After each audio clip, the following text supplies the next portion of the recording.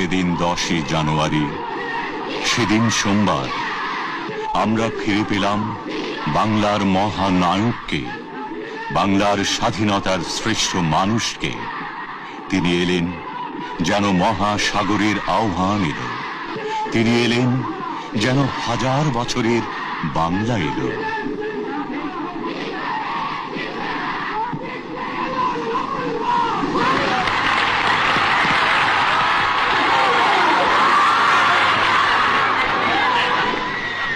আমি প্রথমে স্মরণ করি আমার বাংলাদেশের ছাত্র, শ্রমিক, কৃষক, বুদ্ধিজীবী, সেবাই, পুলিশ, জনগণকে, হিন্দু মুসলমানকে হত্যা করা হয়েছে।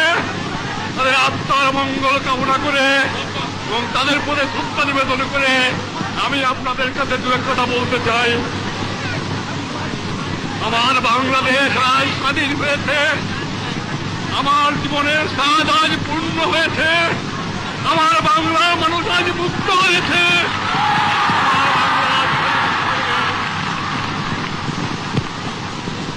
আমি আজ বক্তৃতা করতে পারবো না। বাংলার ছেলেরা, বাংলার মায়েরা, বাংলার কৃষক, বাংলার শ্রমিক, বাংলার বুদ্ধিজীবী যেভাবে সংগ্রাম করেছে, আমি কারাগারে বন্দী ছিলাম, ফাঁসি কাটতে যাবার জন্য প্রস্তুত ছিলাম, কিন্তু আমি জানতাম আমার বাঙালিকে কেউ দাবায় রাখতে পারবে না। আমার বাংলার মানুষ স্বাধীন হবে। আমি আমার সেই যে ভাইয়ের আত্মা হুতি দিয়েছে, শহীদ হয়েছে, তাদের আমি শ্রদ্ধা নিবেদন করি, তাদের আত্মার মাগফিরাত কামনা করি। আজ শতকরা আমার খবর হয়েছে প্রায় 30 লক্ষ লোককে মেরে ফেলে দেওয়া হয়েছে বাংলার। দ্বিতীয় মহাযুদ্ধেও এবং প্রথম মহাযুদ্ধেও এত লোক, এত সাধারণ নাগরিক মৃত্যুবরণ করে নাই, শহীদ হয় নাই, যা আমার এই 7 কোটি বাংলাদেশে হয়েছে। আমি জানতাম না আপনাদের কাছে আমি ফিরে আসবো। আমি খালি একটা কথা বলেছিলাম, তোমরা যদি আমাকে মেরে ফেলে দাও আমার আপত্তি নাই, মৃত্যুর পরে আমার লাশটা আমার বাঙালির কাছে দিয়ে দিও, এই একটা অনুরোধ তোমাদের কাছে।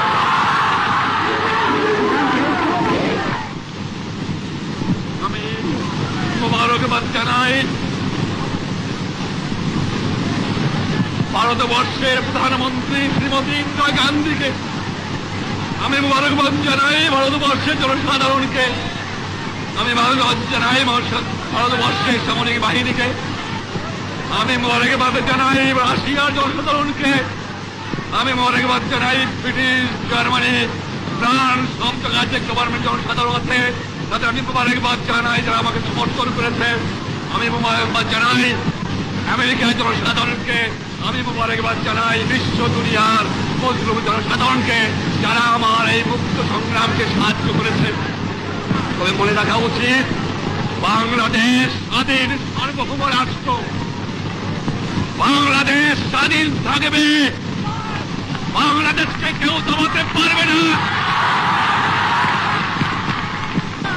জানতাম না আমার ফাঁসির হুকুম হয়ে গেছে।